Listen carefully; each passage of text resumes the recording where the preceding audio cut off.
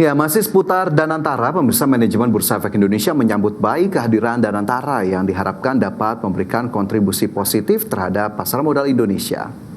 Iya, hal ini ditujukan khususnya kepada para investor retail. Manajemen Bursa Efek Indonesia menyambut baik telah diumumkannya jajaran pengurus BP Investasi Danantara. Adanya jajaran kepengurusan BP Investasi Danantara ini pun diharapkan dapat memberikan kontribusi positif terhadap pasar modal Indonesia. Direktur Pengembangan Bursa Efek Indonesia, Jeffrey Hendrik, mengatakan kontribusi positif dengan adanya Danantara ini tertuju khususnya kepada para investor retail di pasar modal yang saat ini melakukan akumulasi imbas terjadinya fluktuasi harga saham.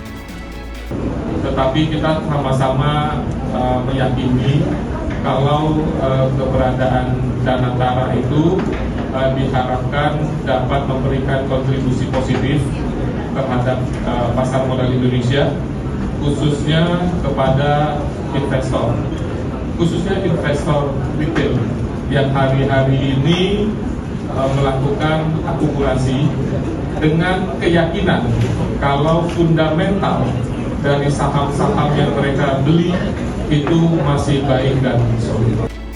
Jeffrey menambahkan kehadiran Danantara diakui memang tidak diperuntukkan sebagai liquidity provider, tapi diharapkan dapat mendorong gairah pasar modal Indonesia karena perusahaan-perusahaan BUMN yang masuk ke Danantara berada juga di pasar modal Indonesia sebagai salah satu emiten terbuka. Jakarta, Ricky Anwardi, IDX Channel.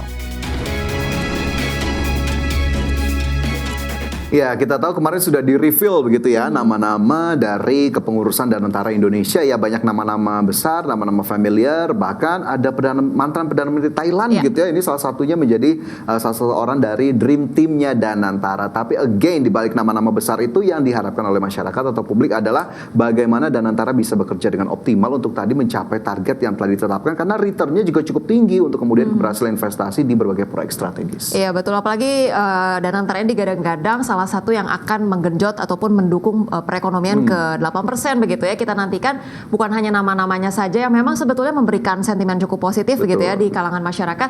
Tapi kalau kita mengacu juga mungkin pada 1MDB punya Malaysia gitu, nama-namanya juga nama-nama bagus gitu. Tapi ketika mungkin strategi atau governance-nya tidak baik, sebetulnya itu yang menjadi kunci begitu ya. Ya, itu yang ditakutkan oleh masyarakat, jangan sampai ya ini menjadi ladang apa ya dalam tanda kutip skandal baru untuk Indonesia. Kita harapkan tidak terjadi.